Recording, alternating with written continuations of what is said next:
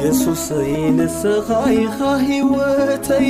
ኢየሱሰይ ንስኻ ኢኻ ጽባቐይ ኢየሱሰይ ንስኻ ኢኻ ትምክሕተይ ኢየሱሰይ ንስኻ ኢኻ መልኣተይ ኢየሱሰይ ንስኻ ኢኻ ሕይወተይ ኢየሱሰይ ንስኻ ኢኻ ጽባቐይ ኢየሱሰይ ንስኻ ኢኻ ትምክሕተይ ኢየሱሰይ ንስኻ ኢኻ መልኣተይ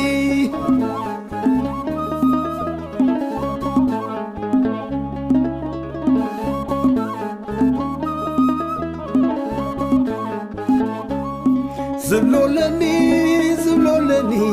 ብዛዕባኻ ክምስክሬ ክዝምሬ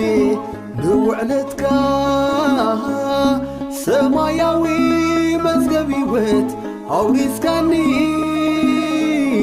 ብዘለኣለማዊ ፍቕሪ ኣፍቂርካኒ ዕዳይ ከፊልካ ኣብ መስቀል ዛዚምካዮ ናተይ ነገር ኣብ ዝተፈጸመ ስራሕ ከቶ ብስጋነይ ምራሕ ዕዳይ ከፊልካ ኣብ መስቀል ዛዚምካዮ ናተይ ነገር ኣብ ዝተፈጸመ ስራሕ ከቶ ብስጋነይ ምራሕ ኢየሱሰይ ንስኻ ኢኻ ሕይወተይ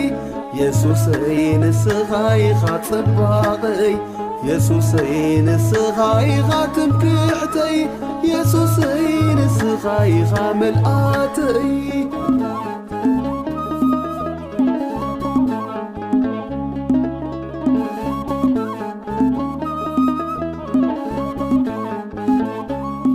ጎይታ ኢየሱስ ዘይከፈልካዮ እንታይ ኣሎ ጎይታ ኢየሱስ ዘይሰራሕካዮ እንታይ ኣሎ ከም ዘይተገብረሉ ሰብ ኣይቆዝምን ከም ዘይተሰሓሉ ሰብ ኣይጉህይን ንጻድቕ ትባርኾ ከም ዋልታ ብጸጋ ትኸቦ ዝብል ቃልካ ኣምላኸይ ተፈጺሙ ኣብ ሕይወተይ ንጻድቕ ትባርኾ ከም ዋልታ ብጸጋ ትኸቦ ዝብል ቃልካ ኣምላኸይ ተፈጺሙ ኣብ ሕይወተይ ኢየሱሰይ ንስኻ ኢኻ ሕይወተይ ኢየሱሰይ ንስኻ ኢኻ ጽባቐይ ኢየሱሰይ ንስኻ ኢኻ ትምክሕተይ ኢየሱስ